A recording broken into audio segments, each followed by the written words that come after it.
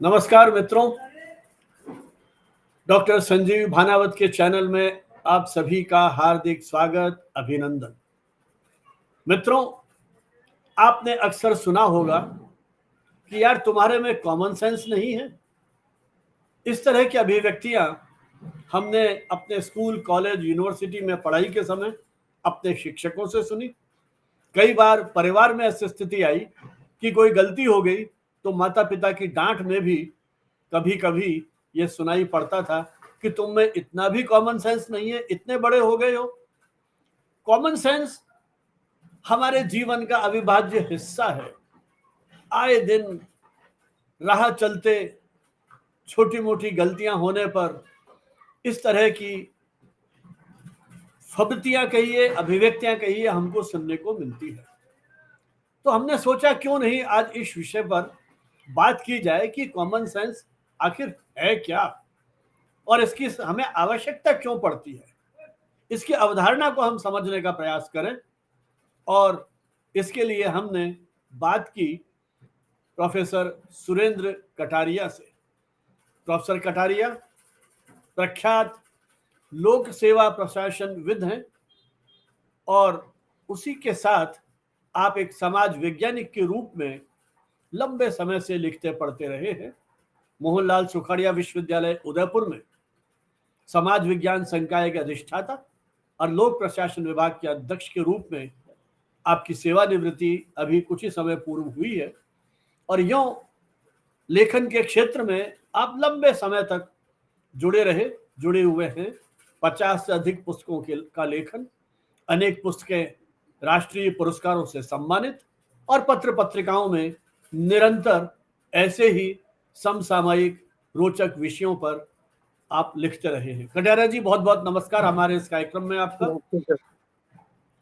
कटारिया जी से एक बहुत पुराना संपर्क मेरा भी रहा है और अक्सर हम बात करते भी रहे हैं कि कॉमन सेंस है क्या।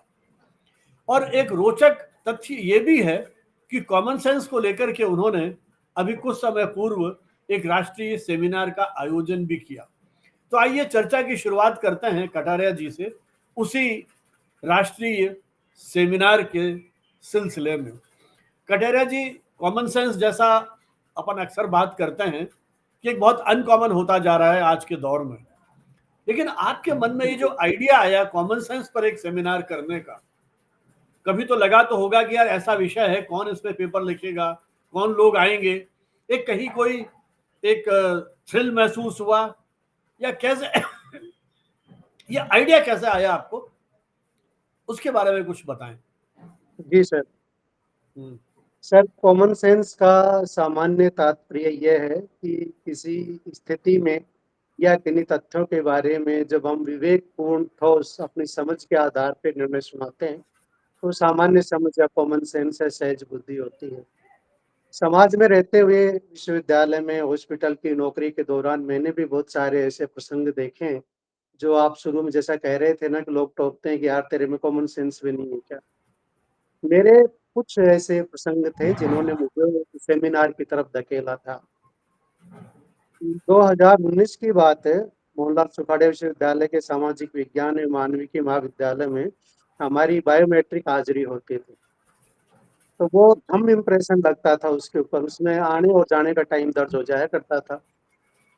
एक दो बार मैंने उसमें देखा कि इसमें बहुत गंदगी रहती, जहाँ थंब लगाते हैं उस जगह पे, पर पता नहीं था। कुछ दिन बाद मैंने हमारे कॉलेज के बहुत बड़े अधिकारी को पहले मुंह पे थूक लगा करके फिर उस पे अंगूठा लगाते देखा। कुछ दिन बाद मैंने वहाँ स्वीपर को भी देखा। तब समझ में आया कि गंदगी क्यों रहती है। मैंने तत्कालीन जो रजिस्ट्रार थे एच एस भाटी साहब को ये बात बताई।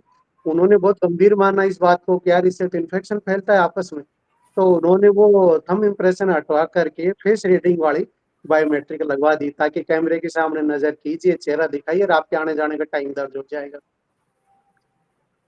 किंतु थोड़े समय बाद इसमें कोई आरटीआई लग गई, आंतरिक प्रशासनिक मामला था या कोई पता नहीं क्या था। तो राजस्थान के दो बड़े समाचार पत्रों में 6 महीने के अंतराल पे इस विषय पे 2 बार बड़ी स्टोरी प्रकाशित की। तो इसका लबोलुआब ये था कि ये बायोमेट्रिक मशीन लगाने में जो फैसला हुआ है फेस रीडिंग का, ये गलत है और एक प्रोफेसर ने कहकर ऐसा करवाया है। थूक लगाने वाली समस्या इसमें बड़ी नहीं है, इन्फेक्शन बड़ी बात नहीं है, बल्कि जो पुरानी थंब इम्प्रेशन वाली मशीन है उसमें ताने जाने 2 वक्त का टाइम दर्ज होता है और फेस रीडिंग में 1 बार का दर्ज होता है। तब मुझे लगा कि उच्च अधिकारियों और स्वीपर तक को तो ये नहीं पता कि थूक नहीं फैलाना चाहिए इस तरह से, और पत्रकारों की दुनिया में ये नहीं पता कि ये खबर छापने लायक है या नहीं है, इसका वैज्ञानिक दृष्टिकोण क्या है। थोड़े समय बाद तो कोरोना ही आ गया, लोगों को बहुत अच्छी चीज समझ में आई। लेकिन ये जो सेमिनार का जो बैकग्राउंड था वो उसका एक कारण ये था कि 2023 में कोविड के बचे हुए कुछ एग्जाम थे, उनकी शाम की शिफ्ट थी, शाम को 3 से 6 बजे की। तो मैं सेंटर सुपरिटेंडेंट था। तो हमारे कॉलेज में उन दिनों अक्टूबर-नवंबर में जल्दी अंधेरा होने लग जाता था 5 साढ़े 5 बजे। एक तो कारण सर्दी आने लग जाती है, दूसरा वहाँ सघन पेड़ हैं। तो मैं आदतन 2 बार राउंड लिया करता हूँ परीक्षा के दौरान। 3:30 के आसपास की जो अटेंडेंस स्टेटमेंट वगैरह ले लीजिए और उसके बाद 5 सवा 5 साढ़े 5 के आसपास कभी भी दूसरा राउंड। जब मैं दूसरे राउंड पर जाता तब देखता कि 5-10 जितने भी कमरों में परीक्षा चल रही है सभी में ट्यूबलाइट ऑफ, वो 3 बजे के हिसाब से ऑफ रहती थी और कमरे में प्राय ऐसा अंधेरा होता था कि लिखने में दिक्कत आए। तो जो हमारे इन्विजिलेटर्स होती हैं जिसमें असिस्टेंट प्रोफेसर, गेस्ट फैकल्टी या पीएचडी स्कॉलर्स हैं, वो अपने मोबाइल में लगे रहते थे और परीक्षार्थी बस अपने धीरे-धीरे लिखते रहते थे। मुझे बड़ा अचंभा होता था कि अंधेरे में कैसे देख रहे हैं। फिर मैं सारी लाइटें ऑन करता, तब थोड़ा उनके चेहरे पे स्माइल आती, उनको समझ में आता, हाँ, ये तो ध्यान ही नहीं था कि हमें लाइट ऑन करनी चाहिए। 1 बार, 2 बार, 3 बार, फिर बार-बार ऐसी स्थिति बढ़ने पर एक दिन मैंने हमारी नई फैकल्टी से कहा, भई अगर ऐसा अंधेरा होने लग जाए तो खुद ट्यूबलाइट जला लिया करो। तो उनका उत्तर ये था कि ये ड्यूटी तो आपकी है। तब मुझे लगा कि ये तो बहुत बड़ी ज़रूरत है। लोगों को यही नहीं पता कि कॉमन सेंस क्या चीज़ है, या पता नहीं संस्कार बिगड़ रहे। तब मुझे लगा कि इस मामले पर तो आगे थोड़ा-सा अध्ययन, अध्यापन और रिसर्च होनी चाहिए। इस कटेरा विषय जी पर अभी मुझे तक कोई लगता है, किताब नहीं। नहीं कटेरा जी मुझे एक चीज और भी लगती है। जैसे आपने कहा कि शाम ढलते जब सूर्यास्त होने लगा, अंधेरा होने लगा, तो उन्होंने लाइट नहीं जलाई। इसी के साथ मुझे ये भी लगता है, कभी आपने ये भी ध्यान दिया कि जब परीक्षा समाप्त हो गई और वो बाहर निकल गए, तो ये हमारा दायित्व तो बनता है कि हम लाइट्स को बंद कर दें, खिड़कियों को बंद कर दें, या जो संबंधित डोमेस्टिक हेल्प जो भी हेल्पर है हमारा, उसको हम कह दें कि भाई ये बंद कर देना। ये भी जी मुझे सर, लगता है ये तो कॉमन सेंस का ही हिस्सा है। जी, यस, उसी का हिस्सा है। सरकारी सरकारी तब ऑफिस में कई बार अखबारों में छपा कि हाँ, अधिकारी हाँ, हाँ। कमरे में नहीं है, एसी चल रहा है खूब ना? खूब आई हैं ऐसी खबरें। जी। जी सर, ये सही कह रहे हैं आप। तो मैंने नेट पे सर्च करना शुरू किया तो थॉमस पेन की एक 1776 की छोटी-सी बुकलेट है और उसपे भी प्रशासन और सरकार के संदर्भ में समाज की भूमिका पे थोड़ी बात थी। हालाँकि टाइटल कॉमन सेंस है, इसपे कुछ था नहीं, मटेरियल नहीं है अभी तक। तब मैंने संगम विश्वविद्यालय भीलवाड़ा में वहाँ वाइस चांसलर में प्रोफेसर करुणेश सक्सेना जी से बात करी। वो मेरे अग्रज की तरह हैं, पहले सुखाड़ यूनिवर्सिटी में हमारे साथ रहे थे। तब उनको ये आइडिया अच्छा लगा। तो वहाँ पर 5-6 जनवरी 2024 को हमने सेमिनार आयोजित करवाई थी उनके निर्देशन में। हमारा लोक प्रशासन विभाग सुखाड़ विश्वविद्यालय उसमें साथ। तो बहुत सारे समाज के लोग आए, पत्रकार, मीडिया, आम जनता, शोधार्थी, विद्यार्थी। लोगों ने फिर अपने-अपने किस्से सुनाए कि जीपीएस के कारण ऐसी दुर्घटनाएँ हो रही हैं, सोशल मीडिया पर इस तरह की मतलब सहज जो असामान्य व्यवहार जैसा दिखाई देने लग रहा है। कोविड के टाइम लोगों के किस-किस तरह के एक्सपीरियंस रहे।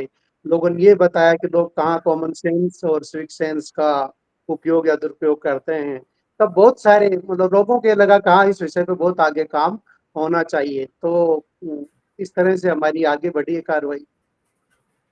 तो उस सेमिनार में जो पार्टिसिपेशन था उसका किस तरह का रेस्पॉन्स रहा? मतलब लोग आए और 200 के पेपर। आस-पास लोग आए थे सर, और अकादमिक लोग भी थे, 4-5 राज्यों के एक्सपर्ट भी आए थे, साइकोलॉजी के थे, सोशियोलॉजी के थे, दर्शन शास्त्र के लोग थे और इतिहास, राजनीति विज्ञान के भी थे, लॉ के भी लोग आए थे और एनजीओ के भी थे दिल्ली से जो इस तरह के अवेयरनेस वगैरह के काम करते हैं।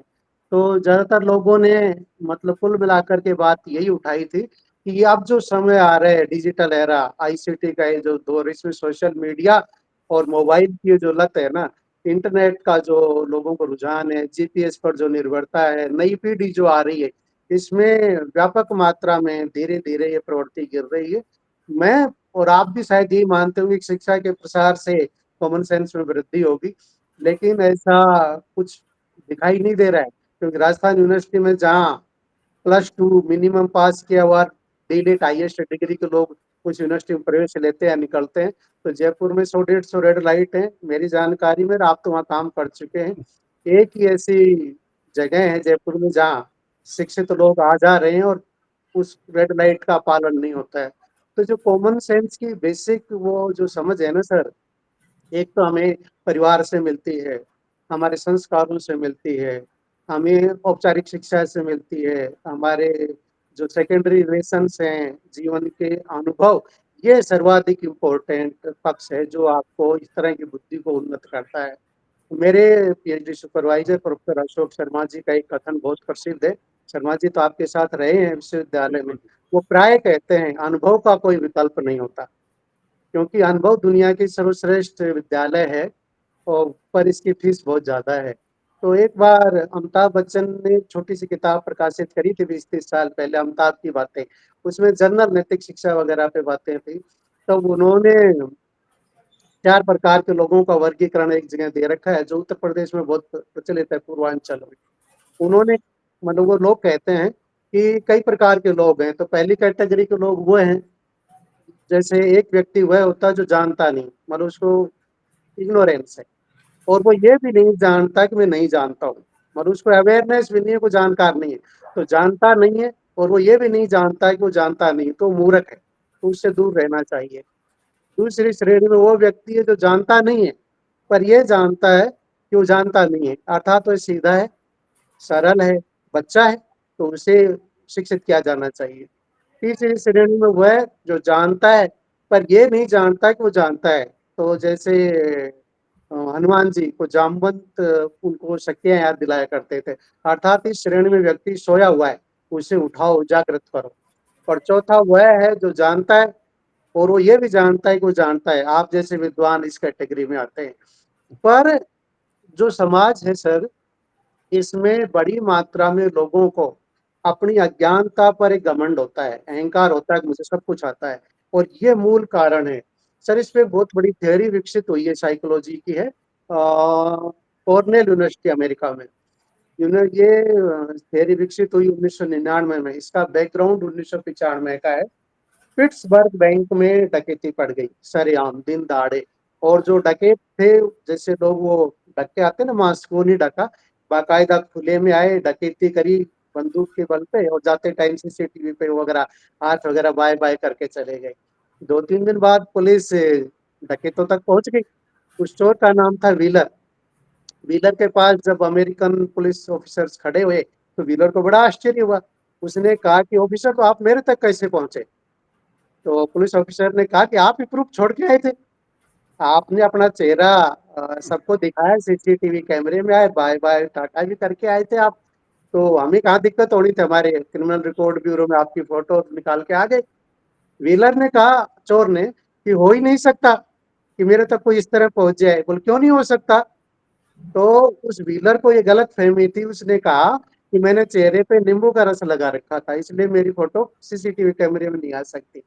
ये खबर जब छपी, तो साइकोलॉजी डिपार्टमेंट कॉर्नेल यूनिवर्सिटी के प्रोफेसर डनिंग ने अपने स्कॉलर पुरगर को कहा कि इस पे और आगे रिसर्च बढ़ाते हैं। पर बहुत सारे एक्सपेरिमेंट किए, 4 साल तक एक्सपेरिमेंट चले, और उनका लबोलुआब ये निकल करके आया कुल मिलाकर कि लोगों को अपनी मूर्खता और अज्ञानता पर अति आत्मविश्वास होता है, और इस वजह से वो फिर बहुत सारी इस प्रकार की हरकतें करते हैं जो समाज में असामान्य दिखाई देती है।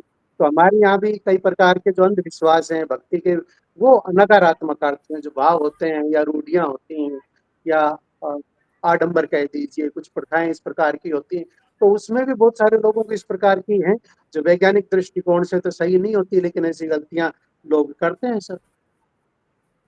वो हमारे देश में भी एक घटना अक्सर कोट की जाती है कि गणेश जी ने दूध पीना शुरू किया, जबकि वो एक साइंटिफिक प्रक्रिया है, उसके माध्यम हाँ, से वो 21 सितंबर 1995 में वो तारीख याद हाँ, रहती है मेरे को। संभव हो सकता है। लेकिन जैसा आपने कहा कि इस विषय पर संदर्भ सामग्री बहुत कम मिलती है जब हम जी। गूगल करते हैं, और आपने बताया हालांकि कुछ देशों में इसके मतलब मनोवैज्ञानिक और दार्शनिक पक्षों पर काम करने के प्रयास किए जा रहे हैं, लेकिन चूंकि आपने राष्ट्रीय सेमिनार किया और उपलब्ध सामग्री का भी आपने चिंतन मनन अध्ययन किया है, तो आप इस कॉमन सेंस को कैसे परिभाषित करेंगे? देखिए सर, कॉमन सेंस तो मैंने कहा ना, किसी परिस्थिति में या तथ्यों का आप जब सामान्य सहज बुद्धि से, विवेक से एक ठोस निर्णय की तरफ ले जाते हैं, तब वह कॉमन सेंस की कैटेगरी में आता है, अर्थात वो हमारी लर्निंग का हिस्सा हो चुका है। यदि आप कॉमन सेंस को कई रूपों में, वर्गों के रूप में देखेंगे ना, वर्गीकरण करेंगे, तो फिर वो अपना आप ही क्लियर होता जाएगा। मैं अब आगे बोलता हूँ। जैसे लालच, लालच एक बड़ा कारण है। हमारे मनुष्य का जो आचरण है, सामाजिक आचरण, वो मूलभूत रूप से या तो भय से प्रेरित होता है, या लालच से प्रेरित होता है, स्वार्थ से प्रेरित होता है। लालच टॉप मोस्ट है। कौन सी स्कीम? एक के तीन। वो अशोक जडेजा 10-15 साल पहले गुजरात में छारा संप्रदाय के लोगों के, समुदाय के लोगों को, और हाईकोर्ट और सुप्रीम के लोगों, जो जज वगैरह थे और वकील, डॉक्टर, इंजीनियर, सबको लूट के चला गया था कि मेरे रात के माता के मंदिर में रख दीजिए, रात को 100 रखिए, सुबह 300 मिलेंगे। कई दिन तक तो उसने खर्चा किया इस पे, फिर एक दिन से अच्छी खासी पैसा इकट्ठा हो गया तो वो उसको लेके भाग गया। दूसरा, हमारे यहाँ गाँव में कहते हैं ना कि अमुक दवाई ले लीजिए या तंत्र मंत्र करवा लीजिए तो आपके लड़का होगा। तो आपको मन से छुपा देते हो और लड़के के। भ्रष्टाचार, जो रिश्वत है, ये हम लालच के उसमें ही, कई बार जो काम सहज तरीके से हो सकता था उसको हम फटाफट करवाना चाहते हैं। आप अखबारों में कई बार विज्ञापन देखते हैं, हमारे यहाँ चीनी बाजार से सस्ती। बाजार में 60 रुपए, कोई दुकान 50 रुपए दे रही है, तो चीनी का गन्ना कम मीठा है। सीधी सी बात है। अब ये हम लालच में फिर ये सामान्य बुद्धि नहीं लगाते। बाजार में छूट आती है, बहुत सारी स्कीम, 3 शर्ट लेने पर एक फ्री है, या एक के साथ दो है, जो कुछ भी है, ये हमें प्रेरित करती हैं सामान्य व्यवहार करने पर। दूसरा कारण सर भय है। जैसे डिजिटल अरेस्ट हो जाते हैं बहुत सारे लोग, बुजुर्ग लोग होते हैं, कम जानकार होते हैं, किसी भी कारण से लोग भय होकर के, भाई पता नहीं सचमुच में ही पुलिस वाले या सीबीआई वाले बोल रहे हैं मैं फंस गया हूँ, तो कॉमन सेंस को फिर बलि चढ़ जाती है। शारीरिक मानसिक अक्षमता हो किसी में, तो फिर वो अधिक भयग्रस्त होता है, फिर दूसरों जैसा सेंस नहीं होता। लोग घरों में जैसे कुत्ता पालते हैं, भय बस ही पालते हैं कि चोर उचक्के वगैरह इनसे नहीं रहे, लेकिन गंदगी भी फैलाता है, कीटाणु भी हैं, उसके बाल वगैरह भी गिरते हैं, और वो जीव है, लार है, बदबू है, सारी चीजें सुरक्षा देता होगा। लेकिन कुछ लोग भारतीय ये मानते हैं कि राहु और केतु का निवास है, तो राहु और केतु को आप खुला छोड़िए, वो तो बात तो ठीक है, आप बांध के क्यों रख रहे हो अपने घर में? अब ये, या तो राहु केतु नहीं उनमें, अगर है तो फिर आप कुत्ता पालने पर सोचिए। कई बार भूत प्रेत की बात चलती है सर, कि इसमें भूतनी आ गई। अब वो आपने सुना होगा, घर परिवार में हमेशा भूत या भूतनी उसी भाषा में बात करती है जिस भाषा में वो भूत जिसको दिखाई दिया है। मेरे को हिंदी में ही दिखाई देता है या मेरी लैंग्वेज में बोलता है, वो कन्नड़ फारसी क्यों नहीं बोलता, वो बेल्जियम की भाषा क्यों नहीं बोलता? अर्थात हमारे मन का वहम है। स्वार्थ में जैसे देखिए, लोग घरों के आगे अतिक्रमण करते हैं, खुद के घर के आगे जब आप रैंप और आगे फेंसिंग वगैरह कर रहे हो, तो इमरजेंसी में फायर ब्रिगेड नहीं घुस पाएगी। खुद की गाड़ी आप दूर सड़क तक खड़ा करोगे तो घर के आगे अतिक्रमण आप कहाँ कर रहे हो? सरकार पे थोड़ी, खुद की सुविधा पे कर रहे हो। कई बार विज्ञापन आता है, आज पुष्य नक्षत्र है, अमृत सिद्धि हो गए, स्वार्थ सिद्धि हो गए, खरीदारी कर लीजिए तो बहुत बढ़िया रहेगा सर्वार्थ सिद्धि योग में, अमृत काल में। तो ये किसके लिए शुभ है? खरीदार के लिए या व्यापारी के लिए? इसी तरह आपने देखा होगा फाटक पे, अगर दोनों तरफ से रेल उसमें लोग खड़े हैं लाइन में, तो एक अतिरिक्त लाइन बना लेते हैं, फिर आमने सामने आकर के लोग खड़े हो जाते हैं, तो आगे बढ़ ही नहीं पाते। अपने को लगता है कि लोग अपनी लाइन में रहते तो दिक्कत नहीं आती, तब आपको कॉमन सेंस की कमी दिखाई देगी। कई बार लापरवाही से भी कॉमन सेंस देखते हैं, अति आत्मविश्वास कह दीजिए, जैसे अपने को कान पे मोबाइल लगा करके बाइक चलाते हैं, तेज गति से वाहन चलाते हैं। आपने खूब सुना होगा, बोरवेल में ढक्कन नहीं लगाते, बच्चे फंस जाते हैं। या लोग घरों के आगे इतना भारी गेट लगाते हैं, 2-2 4-4 क्विंटल का। घर तो छोटा छोटा है, 100-200 गज का, लेकिन गेट ऐसा लग जाता है लोहे का कि जैसे कोई बहुत बड़ी चक्रवर्ती सम्राट की वो कोई हवेली हो या किला हो। और वो इसलिए क्यों हुआ था? क्योंकि जिसने भी बनाया था वो तोल के हिसाब से बनाया था। ड्रेनेज आपने देखा होगा, ढक्कन खुले रहते हैं, बिजली की लाइन चालू कर देते हैं, जबकि कोई लाइन पे मैन काम कर रहा होता है। आपने एक बार अगर इधर से गए हो, खूब गए होंगे अजमेर की तरफ, तो हाईवे के ऊपर एक जगह आती है, अपन जब जाएं तो पहला ही उसका नाम है जयपुर प्लाजा ठिकरिया। लेकिन वहाँ आसपास की दुकानों पे, होटलों पे, घरों पे, लोगों के विजिटिंग कार्ड पे, सब पे ये लिखा मिलता है बगरू टोल प्लाजा के पास, जबकि बगरू वहां से 9 किलोमीटर दूर है। इसी रोड पे आप आगे जाइए तो एक बड़ा पब्लिक स्कूल हाईवे पर आता है, बांद्रा सिंदरी मोड़ोती के पास में। उस पब्लिक स्कूल के नाम के नीचे मोटे मोटे अक्षरों में लिख रखा है किशनगढ़, जबकि किशनगढ़ वहां से तो 28 किलोमीटर दूर है। अर्थात हम सामान्य चीजों पर ध्यान नहीं देते। कई बार से प्राकृतिक मूर्खता होती है, मनुष्य में नेचुरल स्टुपिडिटी है। दूसरों का उदाहरण कहाँ दूं, मैं खुद का ही देता हूँ। मैं 88 89 के आसपास में डॉक्टर पीसी व्यास हैं जोधपुर के, तो उनके भाई की शादी थी सिवाना में, तो हम बारात में गए थे। तो मैं और मेरा एक दोस्त, हम ऊपर छत पे खड़े थे जनवासे में, और नीचे काफी भीड़ भड़का था। व्यास जी, उनके भाई, ताऊ, पापा वगैरह 5 7 लोग किसी बात पर बहस कर रहे थे। मैं ऊपर से आवाज देने लग रहा, व्यास जी, व्यास जी, व्यास जी। वो सुन ही नहीं रहा था, मेरे दूसरे साथी थे, वो भी बोलने लगे व्यास जी, व्यास जी। तो नहीं सुनाई दिया किसी को। तो मेरे पास उनके एक रिश्तेदार बुजुर्ग खड़े थे, मैं 20 25 साल का रहा हूँ, एक युवक था, इतनी समझ थी नहीं। वो बुजुर्ग मेरे कंधे पर हाथ रखा, बोली नीचे जो लोग खड़े ना सारे के सारे व्यास जी है, आपको किससे बात करनी है? मैंने कहा डॉक्टर पीसी व्यास से। बोला तो आप आवाज लगाओ डॉक्टर साहब। मैंने आवाज लगाई डॉक्टर साहब, तो डॉक्टर साहब ने ऊपर की तरफ देखा। अब ये प्राकृतिक मूर्खता है। एक बार, आप तो मीडिया के हैं, एक बार बहुत तगड़ी लू चली सर हैदराबाद में। तो इधर अपने टीवी चैनल से दिल्ली वालों ने कहा कि अब वहाँ हैदराबाद में बहुत लोग लू से मर गए, चलिए हम आपको हैदराबाद हमारे संवाददाता से बात करवाते हैं। तो दिल्ली मुख्यालय वाले चैनल वाले उससे बोलने लगे, हाँ तो मिस्टर राव, हैदराबाद में बहुत लू पड़ रही है, गर्मी चल रही हो, तो बताइए सरकार लू रोकने के लिए क्या कर रही है? अब बताइए सरकार लू कैसे रोकेगी? अब पर इसको जब आम जनता सुनती है तो उनको लगता है कि हाँ यार, सरकार की कोई बहुत बड़ी गलती होने लगती है। अखबारों में और टीवी पर भी आपने एक विज्ञापन देखा होगा, एक बिस्कुट का नाम नहीं ले रहा, जहाँ देखे वह बिस्कुट अपना देख के खा लियो। अब बताइए इस प्रकार के विज्ञापन में हम क्या सिखा रहे हैं? चोरी सिखा रहे हैं? तो फिर ये तो हुआ कि जहाँ दिखे कोई मटेरियल वहां से चुरा लियो, उससे गूगल वगैरह से अपने नाम से छाप लियो। तो ये कॉमन सेंस की हत्या हो रही है। कई बार सर सिस्टम है, देश काल परिस्थितियां हैं, जैसे हमारे कानून को हम बड़े सहज भाव से तोड़ते हैं, कि सभी तोड़ते हैं, सभी ऐसा करते हैं तो हम भी कर लेते हैं। दूसरा, ट्रैफिक पे जितने भी आपको वायलेशन दिखाई देते हैं, आपने घटना अगर याद हो, जब कोविड आया था तो मतलब 25 मार्च 2020 को अपन ने वो लगाया था कोरोना का क्या लॉकडाउन। उससे पहले ही 11 मार्च को WHO ने घोषणा कर दी थी कि लाखों लोग प्रभावित हो गए, 4 5 हजार लोग मर गए।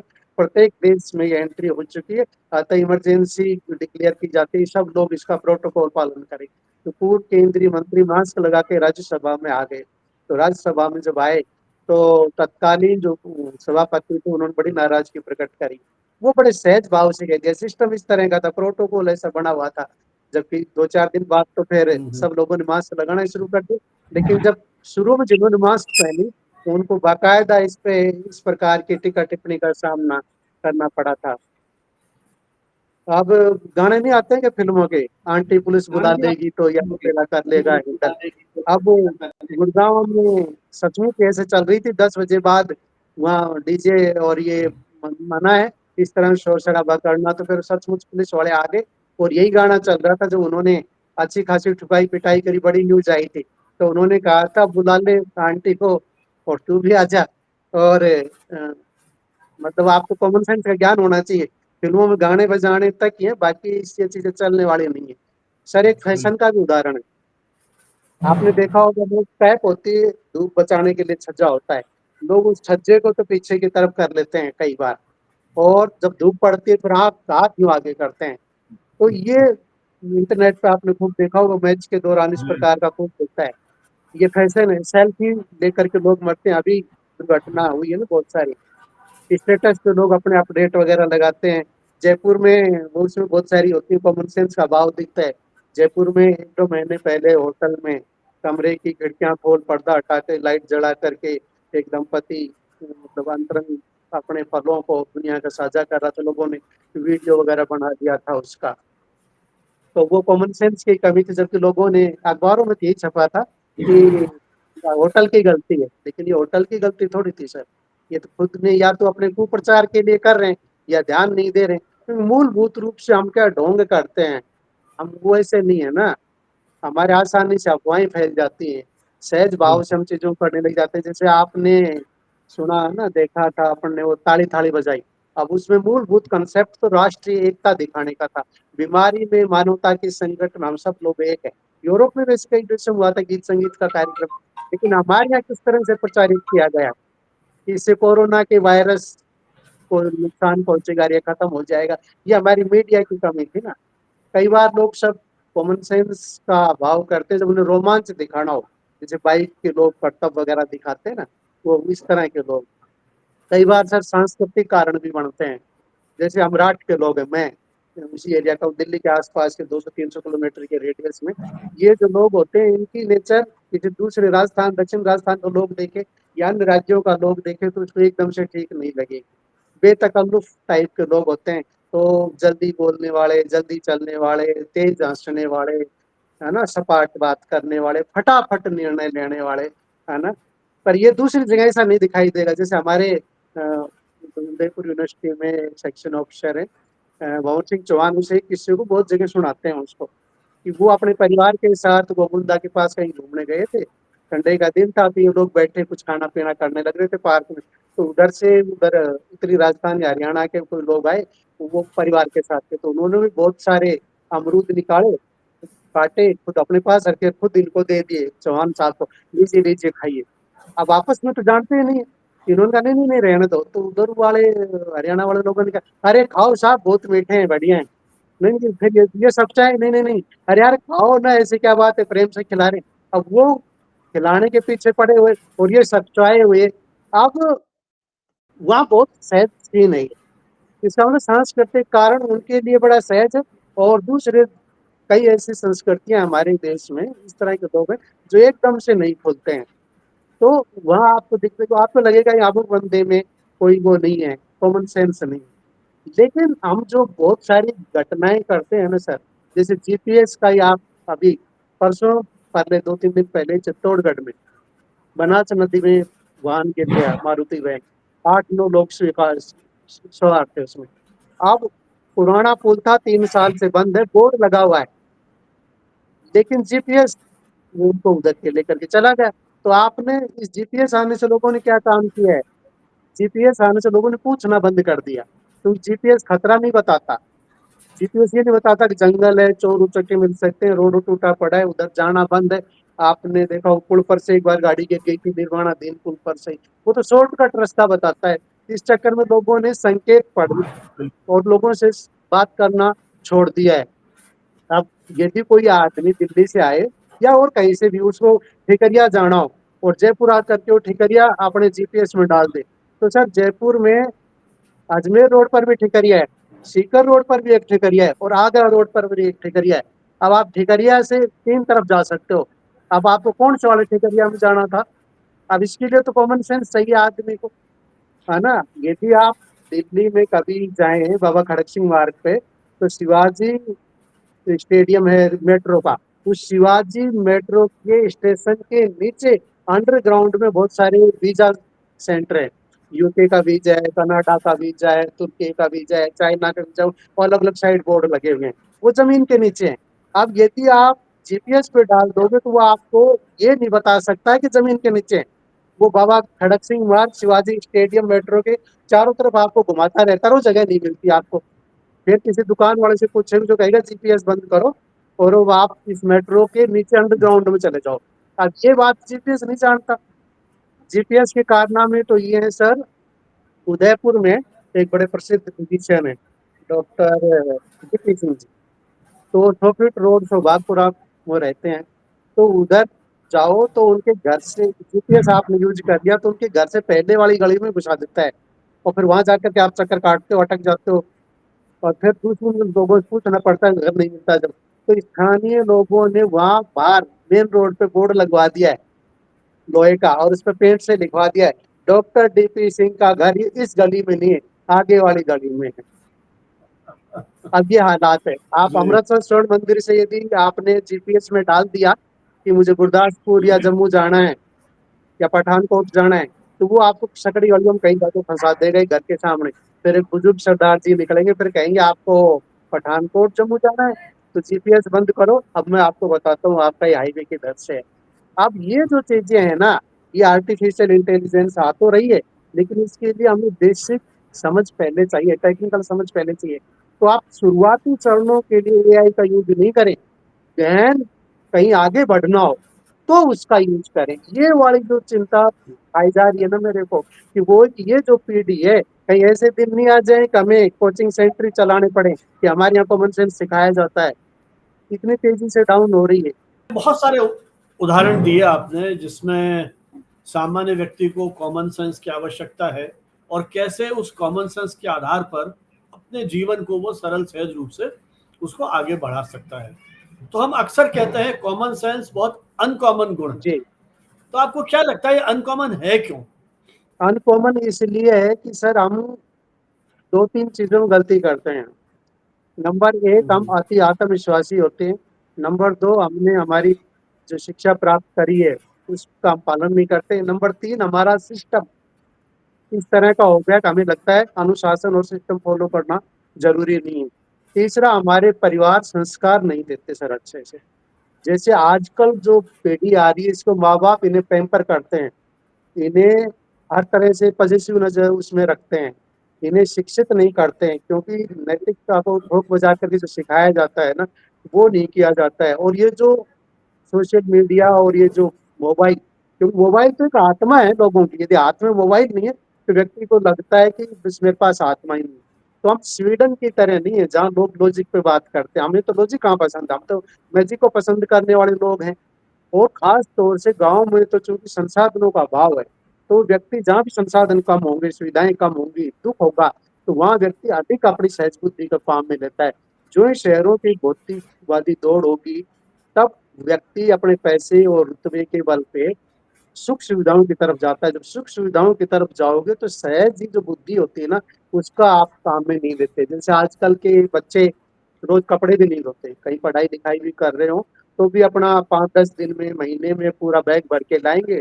मम्मी और या उनकी वॉशिंग मशीन या जो भी भाई है धोएगी, प्रेस करके फिर वापस ले जाएंगे। अब ये स्थिति किसने पैदा करी? माता पिता ने। तो यदि आपने बच्चों को शुरू में बुद्धि को विकसित करने का अवसर नहीं दिया, तो आपने हर चीज उनके एडवांस में पूरी कर दी, उनकी जहां जहां उनकी लर्निंग हो सकती थी वहां वहां आपने मतलब एक्स्ट्रा प्रिकॉशंस अपनाए, तो समझ ही पैदा नहीं हुई। आजकल तो ऐसे घर बढ़ने लग गए हैं कि बच्चे को खेलते बच्चे को जरा सी भी चोट नहीं लगे।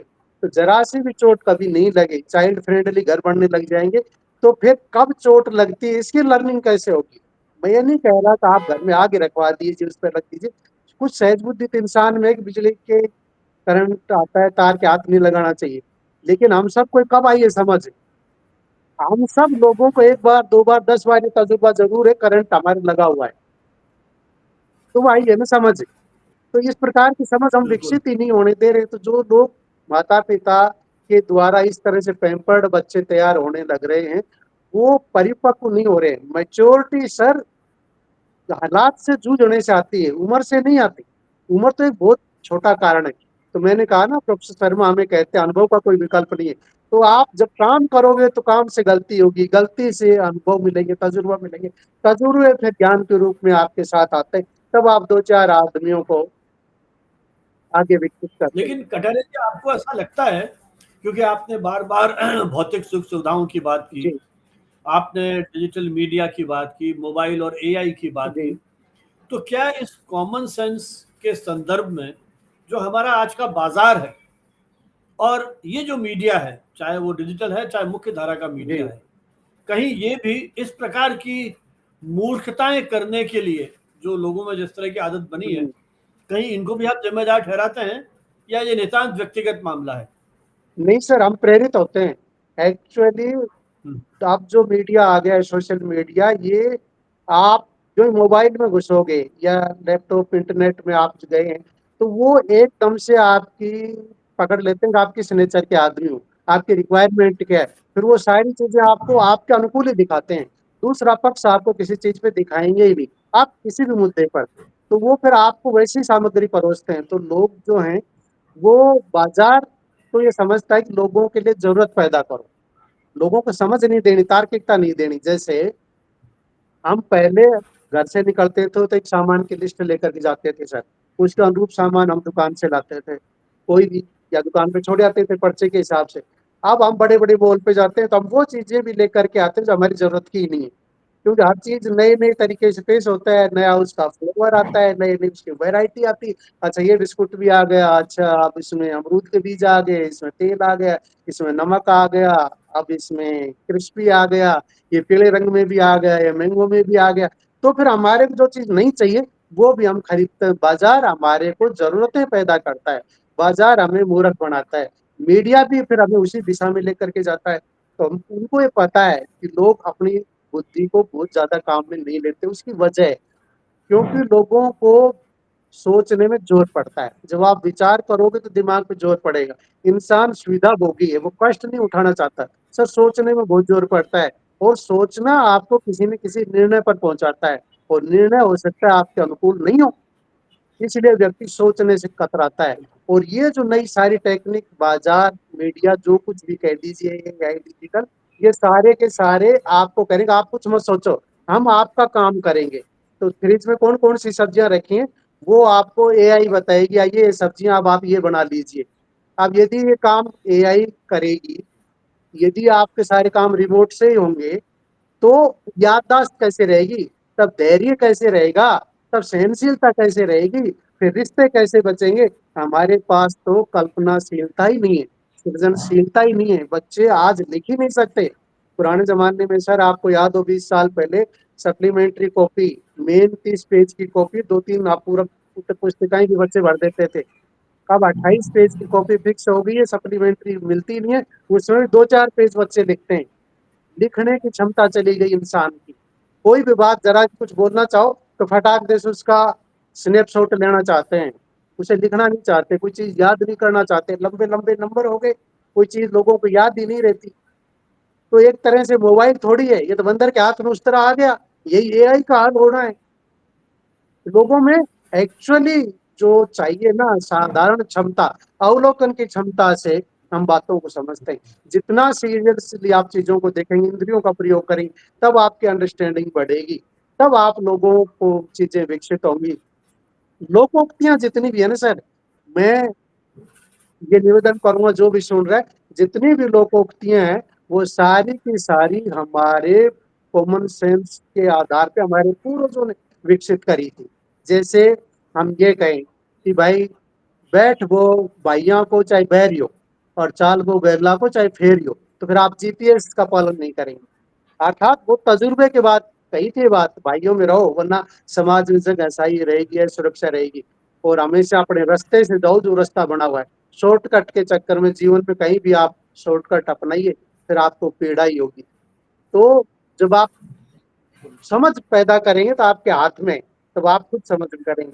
कैसे करेंगे, तो बच्चे हैं उनको सारी चीजों के लिए सुविधा भोगी मत बनाइए, उन्हें उड़ने मत दीजिए, हवा में मत उड़ने दीजिए। तो एक ही रास्ता है, उनके कंधों पे जिम्मेदारी का बोझ डाल दीजिए ताकि उनके कदम धरती पे रहें। और यदि कोई जिम्मेदारी आपने बच्चों को नहीं दी, तो धनी माँ बाप की बिगड़े संतान आप समाज को दे रहे हो। तो समझ लीजिए फिर वो, उनको तो कोई तकलीफ नहीं है, जिसमें कॉमन सेंस नहीं होता उसका दुख दूसरे लोग उठाते हैं, वो तो नहीं उठाता। बिल्कुल सही कहा आपने। लेकिन कई बार हम एक और एक्सप्रेशन का उपयोग करते जी हैं पारस्परिक संवाद में, सिविक सेंस। जी सर। तो सिविक सेंस और कॉमन सेंस, क्या ये एक ही अवधारणा है या इन दोनों में कहीं आप भेद करते हैं? एक ही है लेकिन दो शाखाएं आगे हो गई। देखिए सर, सहज बुद्धि व्यक्ति का निजी मामला है। मैं आग से नहीं खेलूं, मैं नंगे तार के हाथ नहीं लगाऊं बंद कमरे में,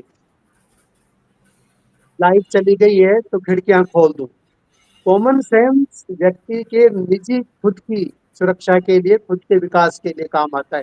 लेकिन यही कॉमन सेंस जो सार्वजनिक स्थलों पर, समाज में हम कानून मानते हैं, समाज के नियमों को मानते हैं, नैतिकता प्रदर्शित करते हैं, दूसरे लोगों के अधिकारों की रक्षा करते हैं, तो समाज में जो हमारा व्यवहार प्रदर्शित होता है, खास तौर से कानूनों को मानने के मामले में, तो सामाजिक जब अंतर्क्रियाओं में हमारा व्यवहार दिखाई देता है, जिसमें कहते हैं इतनी सहज समझ तो होनी चाहिए थी, तब वही सिविक सेंस कहलाता है। तो कॉमन सेंस का सामाजिक विस्तृत रूप सिविक सेंस है। अच्छा, आपको क्या लगता है हमारी शिक्षा जो है आज की, जो एक तरह से डिग्री ओरिएंटेड है, तो कॉमन सेंस का साक्षरता, पढ़ाई और डिग्रीज, इनके साथ किसी तरह का संबंध है? या हमारी, या इसको यूँ कहूँ कि जो हमारी आज की शिक्षा पद्धति है, उसमें कहीं विद्यार्थी के व्यक्तित्व विकास में ऐसे किसी पक्ष पर ध्यान दिया जाता है जिन समस्याओं से हम जूझ रहे हैं, कॉमन सेंस, सिविक सेंस, उसके बारे में कहीं सजग और सतर्क किया जाए? तो सर, जहाँ तक शिक्षा का मामला है, शिक्षा जो औपचारिक रूप से आपको डिग्री वगैरह देने लग रही है, ये कोई शब्द उन्नत नागरिक पैदा नहीं कर रही। वर्तमान में तो जो नई पीढ़ी है ये मानती है सूचना ही ज्ञान है, जबकि ज्ञान तो वो है जो सूचना का व्यवहारिक पक्ष है, जो आपको कहीं ना कहीं अप्लाई हो जाता है, आपका कॉग्निशन आगे बढ़ाता है। और जो उस विषय को आदमी पढ़ता है, तो रसायन शास्त्री सारी केमिकल की चीजें घर में नहीं कर सकता, फिजिक्स वाला घर के आपके गणित उपकरण ठीक नहीं कर सकता, पब्लिक एड मैनेजमेंट का आदमी अच्छा प्रशासनिक अधिकारी बने कोई जरूरी नहीं, साइकोलॉजी का आदमी कोई अच्छा व्यवहार कुशल मनोवैज्ञानिक सामाजिक संबंधों में हो, ये नहीं दिखाई देता। किसी का जो पढ़ा लिखा आदमी हो घर में खेती भी कर ले, ऐसा नहीं है। तो कुल मिलाकर के डिग्री देना एक अलग चीज है, लेकिन ये डिग्री व्यवहारिक जीवन में हमारी इस तरह से काम नहीं आने लग रही, क्योंकि जो गांव ढाणी के लोग हैं वो ज्यादा उन्नत तरीके से आगे बढ़ रहे हैं। साउथ में अभी किसी गांव पर डॉक्यूमेंट्री आ रही थी दूरदर्शन पे, तो बताया गया कि उन लोगों ने मच्छर मारने की तकनीक विकसित कैसे करी, कि घर के आगे अच्छे साफ पानी में रख देते हैं, तो उसमें मच्छर आते हैं, अपने अंडे देते हैं, जब लार्वा बनने लगते हैं तो उस पानी को बिखेर देते हैं। इससे क्योंकि मच्छर गंदे पानी में पनपता नहीं। अब ये बड़ी सामान्य से तकनीक लोगों ने विकसित करी, जबकि शहरियों में यदि इतनी उन्नत शिक्षा रही होती, तो एक एग्जांपल देता हूँ, जो शहरी एक शमशान में वैराग्य है, गर्मियों के दिनों में कहा जाता है कि आप परिंदा रखिए। अब मार्च अप्रैल मई में घर घर में परिंदे टांग देते हैं, पेड़ों पे, घरों पे, बालकोनी में, और 2-3 महीने बाद जब बरसात आने लगती है, लोग परिंदे में पानी डालना भूल जाते हैं। अब ये जो दृश्य है इस बात को बताने लग रहा है कि उन्हें ये पता ही नहीं है कि शहरी लोगों को 365 दिन पक्षी को पानी चाहिए। बरसात आने का मतलब ये थोड़ी है कि सब जगह पानी भरा हुआ है, आएगा और बिगड़ जाएगा। और दूसरी तरफ बिल्कुल। हमारे यहाँ जो शहरें हैं, जो सड़कें हैं, ये डूब जाती हैं, बाजार, कॉलोनियाँ, पूरे ही देश के शहरों का यही हाल है। जो बरसात आती है जब, तो ये सड़कें ऊबड़ खाबड़ या बिना ढलान के नाले किसने बनाए? ये तो कोई गांव के किसान के नहीं है, ये तो बड़े उन्नत लोगों की नगरी में और बड़े बड़े इंजीनियरों के ये हुए कारनामे हैं। तो शिक्षा ही इतना उन्नत करती तो राष्ट्र बहुत उन्नत हो गया होता। लेकिन मुझे नहीं लगता कि कोई कानून का पालन कर रहा है, अनुशासन है, कोई व्यवस्था है, या जिस पे गर्व करे, वैसा नहीं। एक ढोंगी समाज विकसित हो गया है सर। शिक्षा ने कोई योगदान नहीं दिया जो आप चाह। जिस तरह से, कटारे जी, जिस तरह से आपने पूरे कॉमन सेंस की व्याख्या की, इसका अनुभवजन्य इसके क्या परिणाम हो सकते हैं, कैसे ये हमारे जीवन को नुकसान पहुंचा रहा है, चूंकि वो आपने संविधान को बहुत गहराई से और उसका अध्ययन किया है, चिंतन मनन किया है, क्या कहीं संविधान में भी कोई ऐसे प्रावधान आपको कहीं मिले उसमें कि जो हमें कॉमन सेंस की दिशा में प्रेरित करते हो? हाँ सर, भारत के संविधान के जो मूल कर्तव्य हैं, अनुच्छेद 51 के में एच या जय वाला भाग है, उसमें ये कहा गया है कि व्यक्ति का ये कर्तव्य है कि वैज्ञानिक दृष्टिकोण विकसित करे, साइंटिफिक टाइम पर ज्ञानार्जन अर्थात वो रिसर्च ओरिएंटेड हो, रिफॉर्म्स की तरफ जाए और मानववाद की तरफ जाए। तो हमारे यहाँ वैज्ञानिक दृष्टिकोण को उन्नत करेंगे, तब लोगों का बौद्धिक कर्तव्य के रूप में वो एक अच्छे नागरिक विकसित होंगे, तब एक राष्ट्र का निर्माण होगा। देखिए, राष्ट्र का नाम है साथ जीने मरना, लिविंग टुगेदर का कंसेप्ट राष्ट्र है। यदि हमें ये भाव समझ में आ जाए, संविधान का ये भाव, तो फिर हम जाति पर आधारित या धर्म पर आधारित, संप्रदाय पर आधारित ये जो संकीर्णता रखते हैं, ये नहीं रखेंगे। यदि किसी व्यक्ति को ये समझ हो जाए कि हम सब एक हैं, हमें साथ रहना सभी भारतीयों को, तो उसके लिए जब एक बार सोचिए, कॉमन सेंस के रूप में सोचिए, क्या अस्पताल में भर्ती होने पर मैं ये कह सकता हूँ कि अमुक जाति का या अमुक धर्म का कोई व्यक्ति हो तो उसका ब्लड मेरे मत लगाना या उसके अंग मेरे को प्रत्यारोपित मत करना, या अमुक अधिकारी यदि इस धर्म को मानने वाला है तो मेरे लाइसेंस पे साइन नहीं करेगा, मेरा इनकम टैक्स रिफंड नहीं करेगा, या मेरी डिग्री पे हस्ताक्षर नहीं करेगा, या मैं हॉस्पिटल बन के जाऊं तो उस जाति या उस धर्म का डॉक्टर मेरे को नहीं देखेगा। यदि यदि ये दृष्टि हमारी में होगी तो फिर हम समझ जाएंगे समाज तो जीने मरने का ही नाम है। तब राष्ट्र भी उन्नत हो जाएगा, संविधान भी परिपक्व हो जाएगा, राजनीति भी परिपक्व हो जाएगी, समाज भी परिपक्व हो जाएगा सर। बिल्कुल सही कहा कटियारा जी आपने, लेकिन कभी कभी मुझे लगता है भाषाई स्तर पर भी इस तरह की हास्यास्पद स्थितियां आती हैं। जैसे बोलचाल में अक्सर हम कहते हैं मैं सुबह ही सुबह मॉर्निंग वॉक पे जाता जी हूँ या शाम को इवनिंग वॉक पे जा जी रहा हूँ, जी। है ना, शाम का डिनर कर लिया, दोपहर का लंच छूट गया। तो ये भी पता नहीं कॉमन सेंस की बात है या हमारा कुछ भाषाई जो कहना चाहिए कि प्रवीणता होनी चाहिए उसका दोष है। लेकिन कहीं ना कहीं जीवन में सजगता सतर्कता की बहुत अपेक्षा है। और आपने जिस तरह से कॉमन सेंस के बहुत सारे पहलुओं को छूते हुए जीवन की उन छोटी छोटी घटनाओं की ओर संकेत करके कहीं इस बात के लिए प्रेरणा दी है कि हम हमारे दैनिक जीवन में कॉमन सेंस को ध्यान में रखते हुए कितने ध्यान से अपनी दिनचर्या को आगे बढ़ाएं ताकि किसी प्रकार की दुर्घटना के शिकार न हो या उपहास के पात्र न बने। निश्चय ही आपके साथ जो ये संवाद हुआ ये इस बात की ओर संकेत है कि केवल ज्ञान और शिक्षा ही पर्याप्त नहीं है, सही समय पर सही निर्णय लेना वही उस शिक्षा की एक तरह से परिणति होनी चाहिए। कॉमन सेंस हमें एक दूसरे के साथ जोड़े रखता है, एक कहीं मानसिक स्तर पर भी एक जुड़ाव महसूस करते हैं, कहीं हम जीवन में व्यावहारिक पक्षों को भी अपनाने की ओर आगे बढ़ते हैं। आशा है ये संवाद हमारे दर्शकों को कुछ सोचने के लिए विवश करेगा और समाज में कॉमन सेंस को बेहतर बनाने की दृष्टि से वे एक ऐसी आधार भूमिका तैयार करेंगे जिसकी नींव पर एक सशक्त समाज और सशक्त राष्ट्र को खड़े करने की हम नींव तैयार कर सके। जैसा आपने अपने उद्बोधन के अंतिम दौर में कहा आपने कि किस तरह से हम एक सशक्त राष्ट्र की रचना कर सके, तो कॉमन सेंस एक अनकॉमन गुण है, लेकिन हम कोशिश करें कि हर व्यक्ति के जीवन में कॉमन सेंस रहे और वो एक यथार्थ के आधार पर अपने अपने आप को ढालने की कोशिश करें। हमारी आपसे छोटी सी विनती है, अनुरोध है कि आप इस संवाद को सुनकर के आपके जीवन में कभी कोई ऐसी घटनाएं घटी हों, आप भी कभी ऐसी प्राकृतिक मूर्खताओं के शिकार हुए हों, वो हमें बताएं ताकि एक मुस्कुराहट के साथ हम भी सीख सकें कि कैसे कैसे छोटी असावधानियां हमें परेशानी में डाल देती हैं।